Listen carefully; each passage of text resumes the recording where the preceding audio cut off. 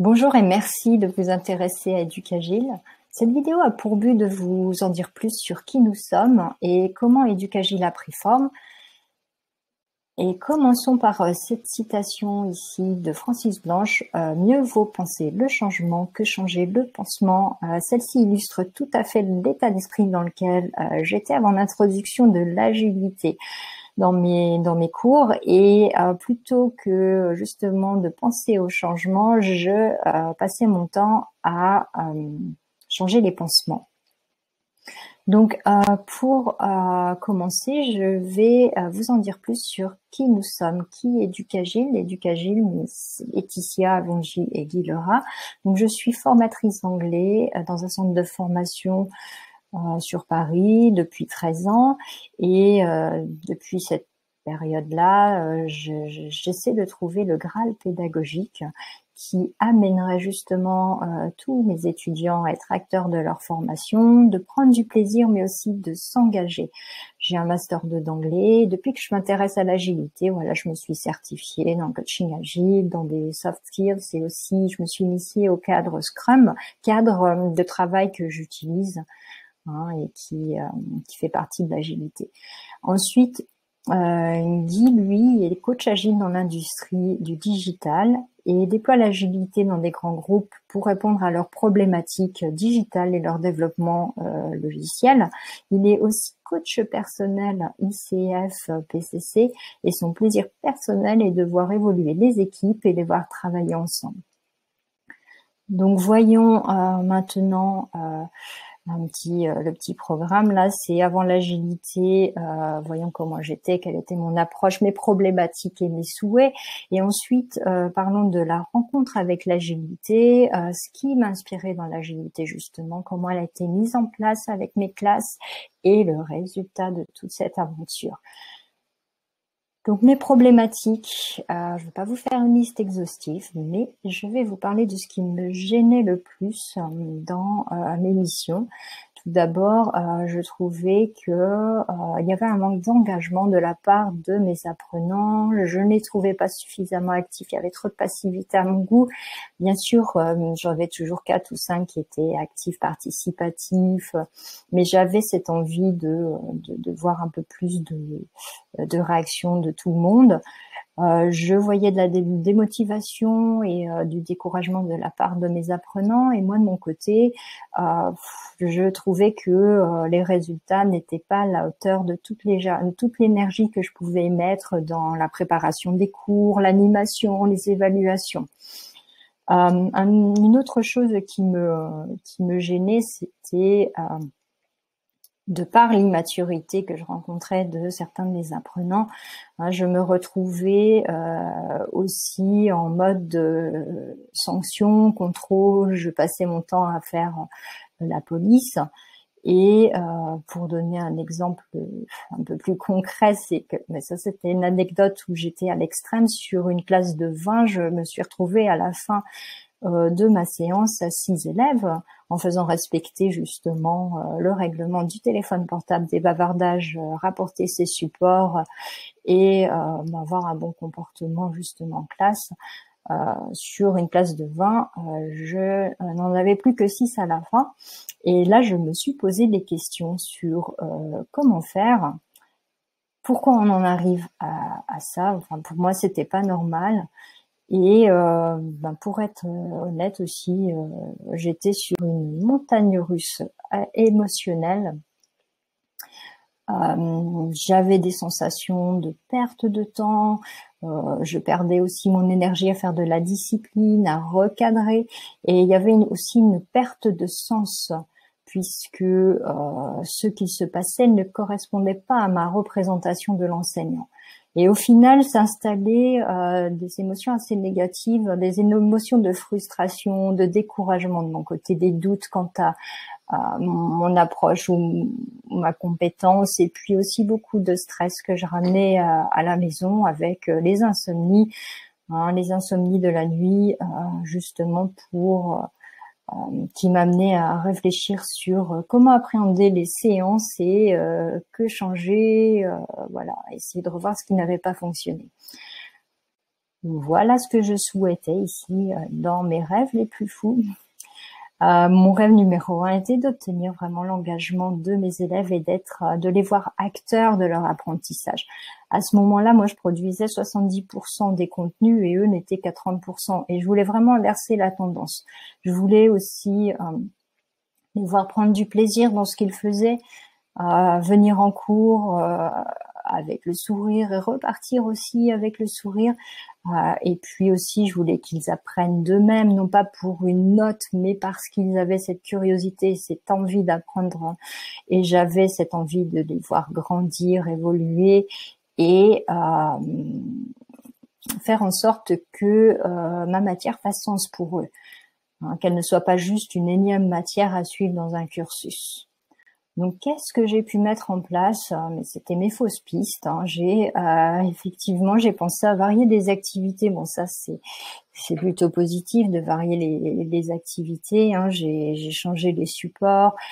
Je me suis formée à l'utilisation de tableaux numériques interactifs. J'ai appris à faire des super présentations pour que ce soit plus agréable et attractif. J'ai passé sur chaque activité, pour une activité de 10 minutes, en TNI, je passais 3-4 heures. Et puis, je me suis aussi formée sur InDesign, Photoshop, d'autres outils digitaux. J'ai créé des quiz, tout ça pour essayer d'attirer davantage leur attention. Mais je me suis rendu compte que c'était une erreur. Cette piste n'était pas bonne parce que, bien sûr, je montais en compétences, mais je passais encore plus de temps dans la préparation, dans la conception des supports. Et je me suis rendu compte que finalement j'étais toujours à 70% de travail et eux toujours à 30%. Donc mon approche restait inchangée, c'était là mon erreur. Alors j'ai changé un petit peu la tendance avec des ateliers théâtre, des jeux de rôle et de sketch que j'ai intégrés dans des ateliers ponctuellement. Je leur ai demandé de travailler, de présenter des exposés seuls ou en binôme. Et moi, plutôt que de créer tous les sujets d'examen, de temps en temps, je leur demandais justement de créer les sujets et puis de travailler dessus, ou de créer des quiz, ou de corriger des copies. Justement, je leur donnais un barème, je leur donnais tout ce qu'il fallait pour qu'ils prennent de la distance par rapport à ce qu'on leur demandait en termes de compétences. Donc le résultat de tout ça, c'est que il y avait quand même plus d'investissement, d'engagement de leur part, hein. Il y avait plus de participation, plus de plaisir, un peu plus de motivation et de mémorisation des contenus, mais cela restait ponctuel pour moi.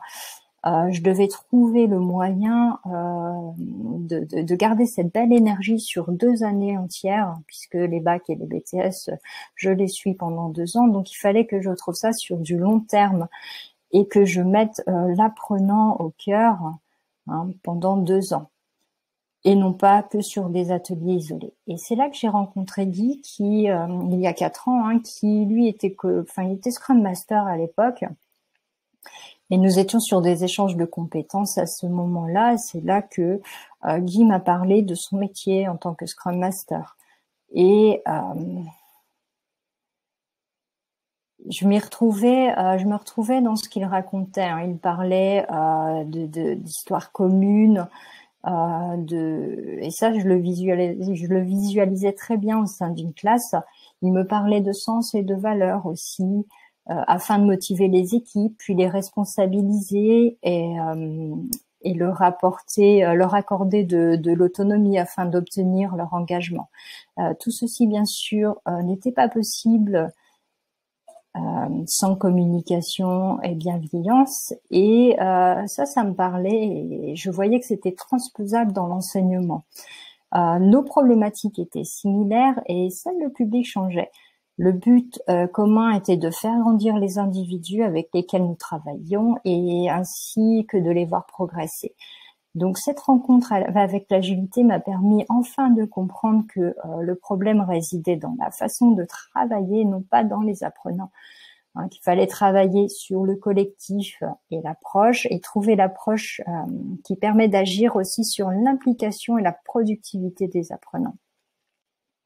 Donc, comment est-ce que j'ai mis l'agilité au service des apprenants? Tout d'abord, on a posé un cadre avec Guy qui était Scrum Master. On a posé le cadre Scrum. On a pensé que ce cadre-là s'y prêtait plutôt bien. Hein. Et pourquoi? Parce que déjà, c'est le plus populaire et il se combine avec d'autres méthodes agiles. D'ailleurs, aujourd'hui, je suis avec un cadre Scrum et une autre méthode agile qui repose sur des 4C, connexion, concept, bon, on en parlera, vous allez découvrir ça également dans la formation, mais cette deuxième approche permet de voir des notions, des concepts, vous fait passer des cours magistraux, mais de manière collective et interactive. Voilà, donc on a deux possibilités, soit travailler en équipe ou soit travailler collectivement, mais c'est toujours l'apprenant qui va être acteur hein, des contenus de la formation. Donc, pourquoi Scrum aussi? C'est parce qu'elle a été prouvée dans les entreprises à succès. C'est quelque chose de très pragmatique, c'est simple et léger. C'est vrai que on prend vite en main le cadre et ça s'adapte au contexte pardon de projet de chacun. D'accord? Donc, concrètement, dans l'enseignement, c'est changer d'état d'esprit. C'est également en tant que formateur changer de posture, on devient facilitateur, on est mentor, on est instructeur, on est coach. Il n'y a plus ces rapports descendants, mais on est plutôt sur un rapport horizontal. Et par contre, ce qui est très très important ici dans cette approche, c'est d'être capable de scénariser ses cours en mode de gestion de projet hein, et travailler en équipe sur un mode collaboratif. Hein, il faut organiser des équipes qui soient autonomes et responsables. Donc pour ça, on utilise des outils, la communication, les interactions sont très très importantes. Et il faut créer un environnement de travail qui soit sécurisant et bienveillant pour nos apprenants. Et tout ça aussi, dans ce que l'on propose, c'est créer du sens.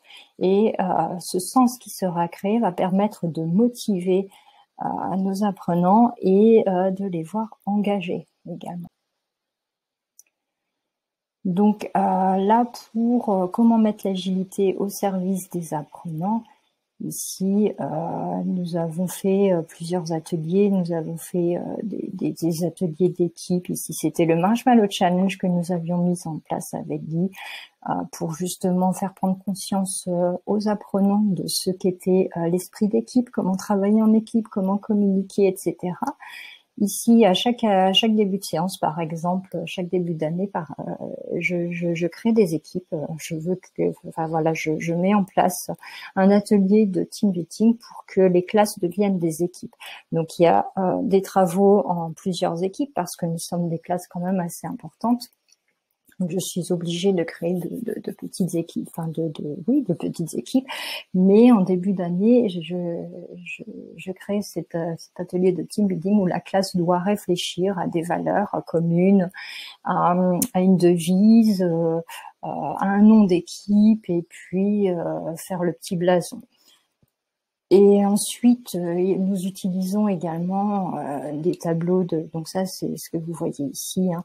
C'est Guy qui nous a accompagnés en début, qui nous a montré comment utiliser Kanban et la priorisation des tâches. Et puis ça permet une communication qui soit transparente. Ici, tout le monde voit qui a fait quoi.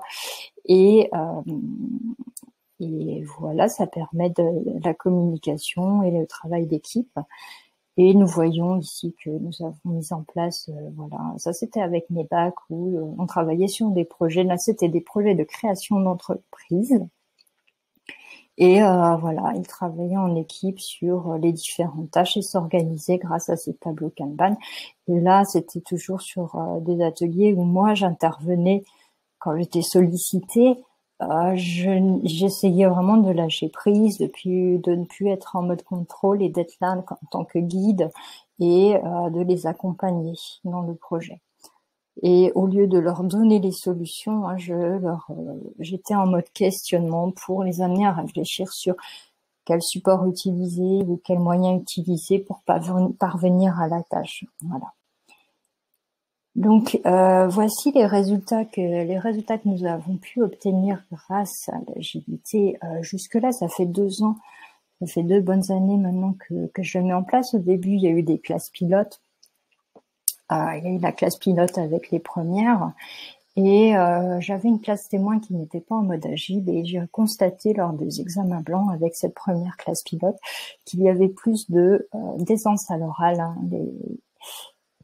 Les apprenants avaient plus confiance en eux, n'avaient pas peur de faire des erreurs et ils étaient vraiment dans la communication, ils essayaient de communiquer. C'est ce qui faisait que leur note était supérieure. J'avais un écart de 2 points sur la moyenne générale de la classe, ce qui n'est pas négligeable. Mais je pense que c'est dû justement à cette confiance qu'ils prennent à travailler ensemble, à montrer leurs compétences, à être dans un environnement sécurisant. Ils osent faire les choses, hein, ils n'ont pas peur de se tromper. Et ça fait vraiment toute la différence. Donc je retrouve des apprenants vraiment engagés. Ils apprennent également à collaborer, ils n'apprennent pas que l'anglais, ils apprennent aussi à travailler ensemble, ils travaillent des savoir-être en équipe. Et ce qu'ils font, c'est concret parce que les projets qui sont proposés sont des activités que l'on retrouve en entreprise. Et on retrouve un relationnel qui est vraiment amélioré et surtout les apprenants sont vraiment acteurs. Là, on est passé à la constitution de 80% du contenu pour eux. Moi, j'en fais quand même, je laisse des traces et des supports, hein, normal, mais ils sont vraiment là vraiment acteurs de leur apprentissage et celui qui ne va pas travailler en mode projet justement n'arrivera pas à assimiler les contenus.